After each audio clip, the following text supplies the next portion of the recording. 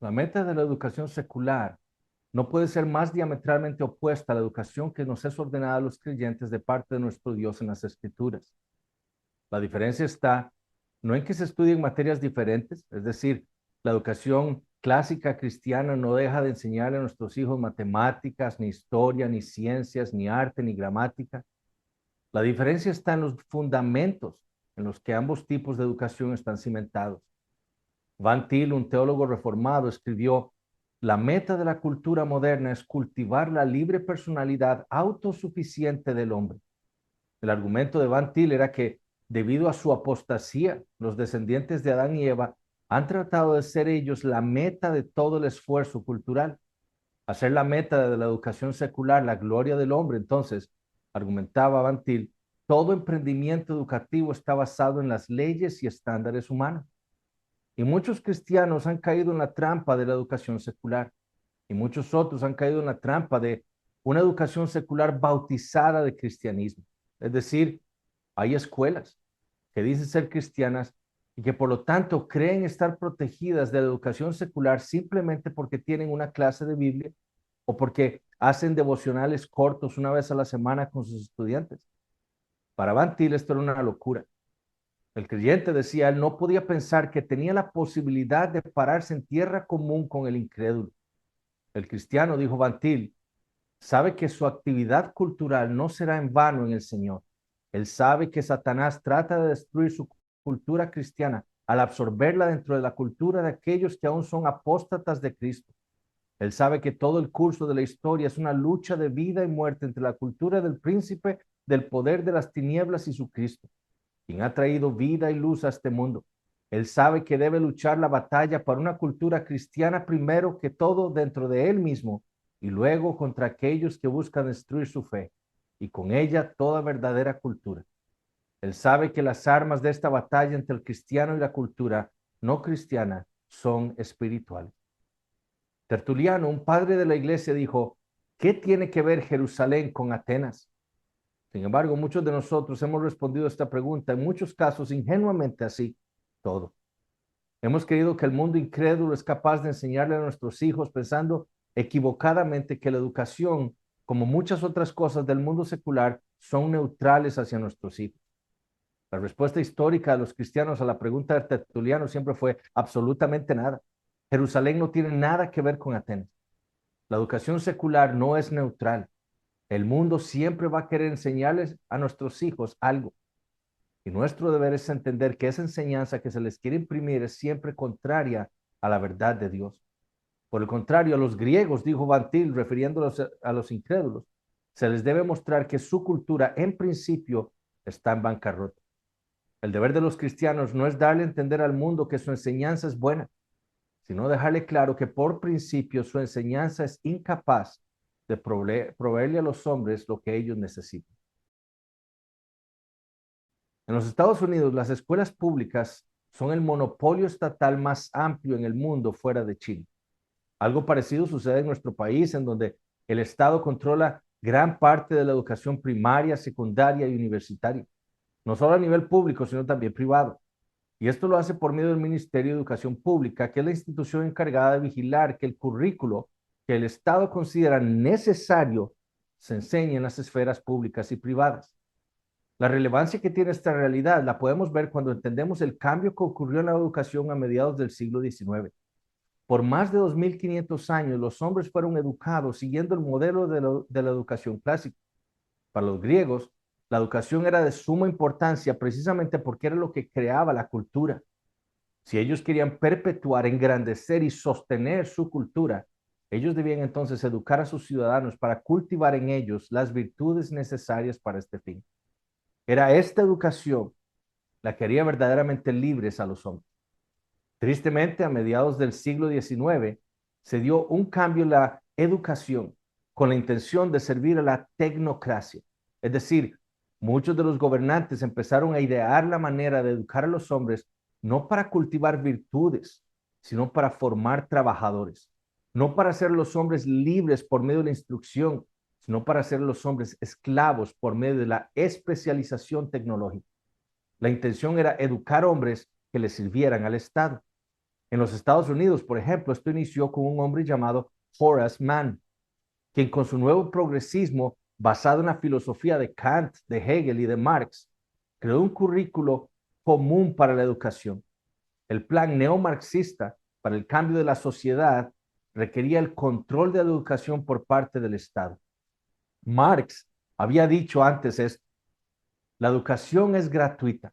La libre educación será gozada bajo la condición de una ley fija y bajo el supremo control del Estado. Para Marx, el Estado era no solo el supremo dueño de la tierra, sino también el soberano sobre la educación. Siguiendo este pensamiento, los neomarxistas como Mann buscaban que la educación sirviera a los propósitos nacionalistas del Estado. Fue así como en 1852 se logra hacer de la educación un requisito para todos los niños. El Estado se convirtió no solo en el maestro de los niños, suplantando a los padres y a la iglesia, sino también en su dueño.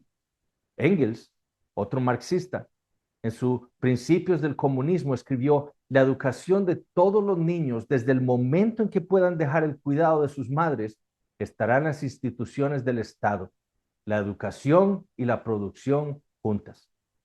Dallas Sharp, un metodista del siglo pasado, argumentaba lo mismo. Favoreciendo este cambio de autoridades, él escribió: mi hijo es primeramente un hijo nacional. Él le pertenece a la nación, aún antes de pertenecerse a sí mismo. Su educación es primeramente nacional y después una personal. Clásicamente, la educación se entendía bajo el principio in loco parentis. Los griegos y siglos después los cristianos entendieron que eran los padres los que tenían autoridad sobre sus hijos y eran ellos los que les delegaban esta autoridad a las escuelas para instruir a sus hijos. Las escuelas estaban entonces en lugar de los padres, in loco parentis. Los neomarxistas les quitaron esa autoridad a los padres suplantando alianzas. En la educación clásica, los creyentes por siglos les enseñaron a sus hijos que su alianza era primeramente con Dios. De este entendimiento se les enseñaba a los hijos que su siguiente alianza era con sus padres. Y detrás de estas, el resto de las autoridades bajo las cuales Dios los hubiera puesto. La educación progresista suplantó estas alianzas naturales. Fue así como en 1892, Bellamy, un socialista, redactó en los Estados Unidos el juramento de lealtad que debía ser recitado en las escuelas para promover ese nacionalismo que él se quería instaurar. Las alianzas, como les digo, debían ser cambiadas. Con su brazo derecho estirado hacia el frente, los niños recitarían: juro lealtad a mi bandera y a la república que representa, una nación indivisible con libertad y justicia para todos. Unas décadas más adelante, los nazis harían lo mismo con su educación marxista. Este era un juramento de lealtad al Estado. La educación promovería este cambio de alianzas en los niños. El Estado entonces debía ser visto como la autoridad. En el juramento de Bellamy no había ninguna mención de Dios, porque la intención detrás de estos cambios era reemplazar el cristianismo, que era la base de la educación clásica que había sido enseñada en Occidente por siglos. No fue sino hasta 1954 que, por miedo al comunismo, el presidente Eisenhower instó al Congreso de los Estados Unidos a que incluyera las palabras "bajo Dios" a ese juramento de Bellamy. En 1890, el padre de la educación moderna, John Dewey, un ateo marxista, cambió el propósito de las escuelas para hacerlas lugares de entrenamiento vocacional. Él escribió lo siguiente: es nuestra presente educación, la clásica, la que es altamente especializada, unilateral y cerrada. Es una educación dominada casi enteramente por la concepción medieval del aprendizaje. Es algo que apetece a la mayoría simplemente por el aspecto intelectual de nuestras naturalezas, de nuestros deseos de aprender, de acumular información y controlar los símbolos del aprendizaje, no nuestros impulsos y tendencias para hacer, crear, producir. En otras palabras, la educación clásica que había sido útil para enseñar a los hombres por más de 2500 años era demasiado intelectual. Lo que se necesitaba ahora era una educación que le sirviera a los hombres meramente para trabajar. Para los griegos, este deseo de Dewey hubiera sido entendido como el deseo de esclavizar a los hombres usando la educación vocacional. Como dijo C.S. Lewis, la educación es esencialmente para los hombres libres y el entrenamiento vocacional para los esclavos. Si la educación es vencida por el entrenamiento, la civilización muere. Los griegos hablaban de la educación liberal. Dewey y hombres como él hablaban de la educación vocacional. Para eso servía la educación moderna. Para la educación clásica, la educación servía para liberar a los hombres, para pensar y vivir en libertad. Para los hombres del pasado, como bien escribió Lewis, aprender para obtener un trabajo era esclavitud. El estudio para el trabajo vocacional fue lo que plantearon los marxistas con el proletariado en la Unión Soviética. Para 1907, el nuevo modelo de educación empezaría entonces ahora su ataque contra el cristianismo. Las alianzas ya habían sido cambiadas, ahora era necesario quitar la enseñanza de la religión en las aulas. Sin embargo, esto lo hicieron astutamente. Los socialistas sabían que si rechazaban la enseñanza de la religión, los padres protestarían. ¿Cómo lo hicieron? Bueno, los niños tendrían el derecho de estudiar religión, pero no en la escuela. La religión poco a poco iba siendo desterrada de las aulas. Dewey también buscó fortalecer la lealtad hacia el Estado, argumentando que esto ayudaría en la búsqueda de la verdadera democracia. Se empezaron a reforzar entonces los ideales nacionales, el saludo a la bandera, el canto del himno nacional en las escuelas, etc. La idea era que la democracia era posible si los ciudadanos eran hacedores en lugar de pensadores. La tecnocracia era la solución, según Dewey, para la democracia. Contrario a los griegos y a los cristianos del pasado, para la educación moderna el conocimiento es información. Para los griegos la educación servía para que los ciudadanos pudieran pensar por sí mismos, para que fueran virtuosos, para evitar así el descenso, una tiranía. La educación progresista, escribió Hexed, sirve para contratar mano de obra. Su propósito principal es entrenar a los hombres para un futuro trabajo. Es así como ahora las escuelas fundamentan su metodología en el STEM, ciencias, tecnología, ingeniería y matemática. El propósito de la escuela moderna no es producir ciudadanos virtuosos, sino técnicos, trabajadores, productores. La finalidad es proveerle al estudiante la información necesaria para salir al mundo a buscar un trabajo. Esa nunca fue la finalidad, la meta de la educación clásica. Aunque las generaciones de hombres que fueron enseñados clásicamente fueron los pensadores que revolucionaron la historia y los que trabajaron para construir culturas llenas de virtud. Primero entonces fue hacer de la educación estatal un requisito obligatorio. Luego fomentar el nacionalismo cambiando las alianzas naturales de los hombres. Más adelante fue suplantar al cristianismo sacando la enseñanza de la religión de las escuelas. Para 1963 en los Estados Unidos se completó el plan sacando la Biblia y a la oración de las aulas. La educación moderna que idearon estos socialistas en los Estados Unidos y en Europa era totalmente contraria a la educación clásica que había servido para educar a los hombres por siglos. Lo más triste es que los cristianos adoptaron este nuevo modelo de educación secular, un modelo que renunció a la enseñanza de la lógica, de la retórica, que dejó de usar el método socrático de enseñanza para enfocarse en un método de memorización de información, que dividió las materias sin darles unidad. Todo debe ser estudiado según la educación secular por separado, haciendo entonces de la adquisición de la sabiduría algo imposible. Si la educación clásica buscaba crear virtudes en los hombres, la educación moderna buscó crear valores. La diferencia es que las virtudes vienen de Dios, mientras que los valores vienen del corazón del hombre y por lo tanto son cambiantes. Los valores comunistas son muy diferentes a los valores cristianos. Los valores liberales muy diferentes a los conservadores. El Estado es quien dice cuáles son los valores que deben tener sus estudiantes o sus ciudadanos. Pero las virtudes nunca cambian. Para la educación moderna, la meta es crear hombres con valores que son importantes para el Estado.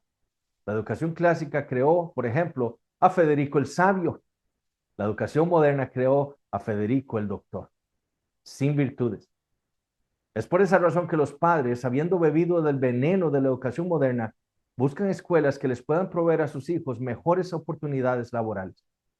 Las escuelas entonces se promocionan por la cantidad de oportunidades laborales que les pueden proveer a los niños al final de sus estudios, no por las virtudes que les puedan impartir.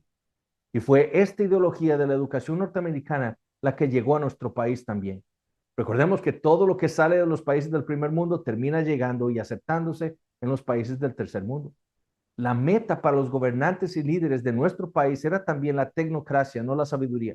La meta eran los valores, no los hombres y mujeres virtuosas. La meta era el trabajo, no crearon una cultura para la gloria de Dios. La Ley Fundamental de la Educación de 1957 se basó en lo que se llamó el humanismo democrático. Su pragmatismo era evidente por los objetivos que buscaba. Por ejemplo, era atender las necesidades de los niños basándose en teorías asociacionistas, conductistas y evolucionistas.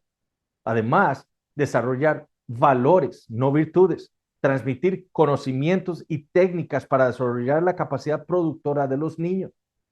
Esta teoría de la eficiencia social era el fundamento del nuevo modelo de educación que se instauraría en Costa Rica, como quedó plasmado en el tercer informe del Estado de la Educación, que dice así: la Ley Fundamental de Educación de 1957 buscó suprimir el liceo tradicional o liceo clásico con su plan de estudios asignaturista de corte enciclopedista que regía en Costa Rica desde el siglo XIX.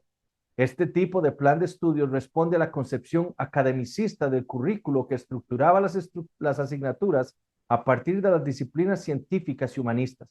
Recuérdese que los procesos de selección y organización curricular responden en este enfoque a la pregunta: ¿qué cultura o conocimientos se necesitan para proseguir estudios superiores y para formar la élite cultural del país? En principio, esta pregunta no tiene cabida dentro de la orientación que asume la Ley Fundamental de Educación. Más bien, la pregunta que adquiere validez es: ¿qué de la cultura, de los conocimientos se necesitan para desarrollar los fines de la educación funcional? Entonces, noten que había una presuposición sobre la educación clásica.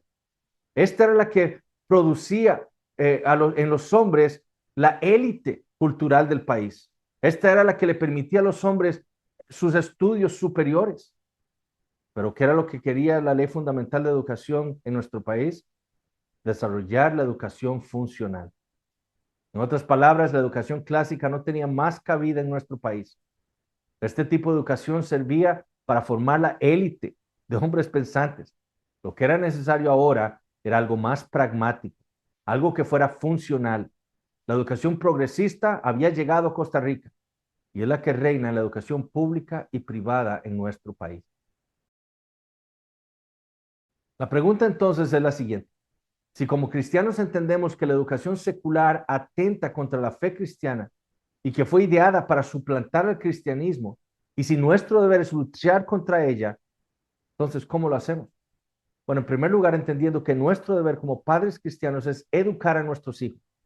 Esta es una responsabilidad que Dios nos ha dado a nosotros, no al Estado ni a las instituciones educativas.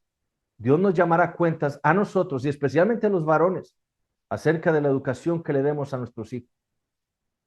Padres, dijo el apóstol Pablo. El término griego es pateres, no uno general para referirse al padre y a la madre. Padres, es decir, varones, cabezas de hogar. No provoquéis a ira a vuestros hijos, sino criadlos en la disciplina e instrucción del Señor. Ese término que se traduce como disciplina es el término griego paideia. Todas las traducciones hispanas de la Biblia la traducen así: disciplina. Este término se puede entender de diversas formas: entrenamiento, admonición, temor y educación. Algunos lo han entendido como una cosmovisión. Para los griegos el término paideia era sumamente importante porque describía todo aquello que era necesario para construir una cultura. La paideia entonces la podemos entender como la transferencia de datos. Solamente que estos datos no son cosas aisladas, sino es la transferencia de una cosmovisión del maestro al estudiante. En otras palabras, lo que Pablo le estaba ordenando a los padres era transferirles a sus hijos el entendimiento cristiano del mundo, transferirles la cosmovisión cristiana de la Biblia. Todas las escuelas tienen una paideia. Como dije arriba, las escuelas no son neutrales. Todas tienen una cosmovisión que van a transferirle a nuestros hijos. La pregunta es: ¿cuál cosmovisión es la que les están transfiriendo? Desde el Antiguo Testamento, Dios le enseñó a su pueblo acerca de su deber de enseñar a sus hijos. La paideia que Dios le ordenó a los israelitas para que ellos le transfirieran a sus hijos, la podemos ver en Deuteronomio capítulo 6. Oye Israel, Jehová nuestro Dios, Jehová uno es, y amarás a Jehová tu Dios de todo tu corazón y de toda tu alma y con todas tus fuerzas. Y estas palabras que yo te mando hoy estarán sobre tu corazón y las repetirás a tus hijos y hablarás de ellas estando en tu casa y andando por el camino y al acostarte y cuando te levantes, y las atarás como una señal en tu mano y estarán como frontales entre tus ojos, y las escribirás en los postes de tu casa y en tus puertas. Desde muy temprano en la historia, el pueblo de Dios había sido instruido por el Señor a transferirle a sus hijos una teología bíblica con el propósito de formar en ellos una cosmovisión cristiana que pudiera ser aplicada a todos los aspectos de sus vidas. Esta paideia se dio en los primeros siglos de la vida de Israel en el hogar. Ciertamente había escuelas de profetas, sin embargo, la educación de los hijos estaba localizada primordialmente en el hogar. No fue sino hasta el cautiverio de Babilonia que los judíos fueron expuestos a las escuelas babilónicas, y de ahí nació el concepto de la sinagoga y de ella el concepto de la escuela. S.E. Frost, hablando de estas instituciones, escribió: una escuela primaria se desarrolló dentro de la sinagoga en donde los niños eran enseñados a leer y a escribir y a comprender las partes simples de la ley. Esta institución inició algún tiempo en el siglo III antes de Cristo como una respuesta a las necesidades del pueblo. Luego del regreso del exilio, la sinagoga aumentó en importancia. Se convirtió en el centro de la adoración y la educación. Para los tiempos de Jesús, las sinagogas eran escuelas bien organizadas en donde los niños eran enseñados gramática, la ley, y los hijos dotados de familias adineradas seguían estudiando para recibir la enseñanza de maestros más avanzados en teología como Hillel o Gamaliel. Es muy probable que Jesús y sus apóstoles hubieran asistido a este tipo de escuelas. Y sabemos que el apóstol Pablo avanzó hasta llegar a ser discípulo de Gamaliel. Pero lo importante es notar cómo el mandamiento del Señor había sido entendido por los judíos al ver la importancia que le dieron ellos a la paideia de sus hijos. En segundo lugar, debemos entender la importancia de la educación clásica. Para Dorothy Sayers, una educadora inglesa del siglo pasado, las escuelas modernas le habían fallado a sus estudiantes al no enseñarles cómo pensar. Ella dijo: ellos aprenden de todo excepto el arte de aprender. Su llamado entonces fue a regresar al método clásico de la educación. Los griegos, y en especial Platón, creían que los padres tenían la responsabilidad de educar a sus hijos. Para ellos, la educación era el medio para hacer de los niños personas completas, entrenándolos en todos los aspectos de su naturaleza, tanto su mente como su cuerpo. En Atenas, entonces, no solo enseñaban gimnasia, sino que los niños eran preparados también en artes como la música, la poesía, la memorización, la historia, filosofía, lectura, escritura y aritmética. Producir adultos buenos para la sociedad era la finalidad de esta paideia. Para Platón, el propósito de la educación era, por lo tanto, algo intrínsecamente moral, y su meta era formar estudiantes que estuvieran equipados con sabiduría, con un entendimiento de lo bueno, de tal manera que pudieran utilizar cualquier conocimiento que poseyeran en maneras que fueran virtuosas. Los creyentes de los primeros siglos obviamente entendieron que la paideia griega no podía ser adoptada por los padres cristianos. Ellos entendieron que los griegos no eran la respuesta a su necesidad de disciplinar a sus hijos. Desde los tiempos de Platón, escribió Dawson, la paideia griega era humanismo en la búsqueda de una teología, y las tradiciones religiosas de la cultura griega no eran ni tan profunda ni tan amplia para proveer la respuesta. Los primeros cristianos entendieron de Pablo que los griegos no tenían la sabiduría que ellos debían pasarle a sus hijos, y la vieron, por el contrario, como una paideia natural, no espiritual. Ellos entendieron que la paideia griega necesitaba algo mucho más amplio que una reforma. Ellos entendieron que necesitaban transferirle a sus hijos no la cosmovisión griega, sino la paideia de Dios. Clemente de Roma, un padre de la iglesia, en su epístola a los Corintios, les escribió al respecto: en cuanto a las cosas relacionadas con nuestra observancia religiosa, que son más rentables para una vida de bondad para aquellos que seguirían un curso piadoso y justo, les hemos escrito a ustedes, hombres y hermanos, con suficiente longitud. Por lo que en cuanto a la fe y al arrepentimiento y el verdadero amor y la continencia y la sobriedad y la paciencia, hemos tocado cada pasaje, teniendo en cuenta que deben en la rectitud y la verdad y el sufrimiento ser agradables a Dios, al Dios Todopoderoso con santidad, siendo de una sola mente, sin recordar el mal, en el amor y la paz, con una dulzura instantánea. Al igual que nuestros padres encontraron el favor por la humildad de sus pensamientos antes mencionados hacia el Padre y Dios y el Creador de toda la humanidad. Y de estas cosas les ponemos en mente con el mayor placer, ya que estábamos bien seguros de que estamos escribiendo a hombres que eran fieles y de la más alta reputación, y que habían mirado en los oráculos de la paideia de Dios. Desde muy temprano los cristianos entendieron que el mandamiento del Señor en Efesios 6:4 no se trataba simplemente de transferirle a nuestros hijos una paideia cualquiera, sino de transferirles la paideia de Dios. La paideia humanista de los griegos había fracasado y había llevado a su cultura a la ruina. La paideia que Dios requería de los padres cristianos para con sus hijos era el entendimiento de que Cristo es el fundamento de todo en la vida. Fue así como en el siglo IV después de Cristo, Casiodoro organizó los elementos de la paideia en lo que ahora conocemos como las artes liberales: gramática, lógica, retórica, música, geometría, aritmética y astronomía. Y esto lo hizo igualando estos aspectos de la paideia con las 7 columnas de la casa de la sabiduría de Proverbios 9:1. Y así en la Edad Media los cristianos y sus escuelas dieron origen al trivium, que significan las 3 vías: gramática, dialéctica, lógica y retórica, y al quadrivium o 4 vías: aritmética, astronomía, música y geometría. Contrario a la paideia griega, que se centraban en el hombre, tanto el trivium como el quadrivium buscaban traer el conocimiento de Dios a los hombres por medio de todas las materias. Como dijo Calvino, es verdad que los que han entendido o al menos gustado las artes liberales, con esta ayuda pueden entender mejor los misterios secretos de la divina sabiduría. El propósito del aprendizaje no era otra cosa más que un mayor conocimiento de Dios. En lugar de poner al hombre en el centro de la educación clásica cristiana, como dijo Van Til, busca poner a Dios en el centro de todo. Él debe estar en el centro de la gramática, de la lógica, de la retórica, de la aritmética, de la geometría, de la astronomía y de la música. Este entendimiento lo que hace, en tercer lugar, que la paideia de Dios o que la paideia que Dios requiere de nosotros sea cristiana. Nuestros hijos aprenden aritmética y geometría para que puedan entender y apreciar mejor a Dios y al mundo que Él creó. Aprenden gramática porque desean tener los fundamentos de Dios y del mundo que Él creó. La educación clásica cristiana le enseña a nuestros hijos que en el centro de todo está Dios, su creador, a quien ellos deben temer y llegar a conocer por medio de la fe. Fue por eso, por lo que Anselmo de Canterbury dijo: el cristiano debe avanzar en el conocimiento por medio de la fe, no venir a la fe por el conocimiento. En otras palabras, es la fe la que nos permite entender correctamente el mundo.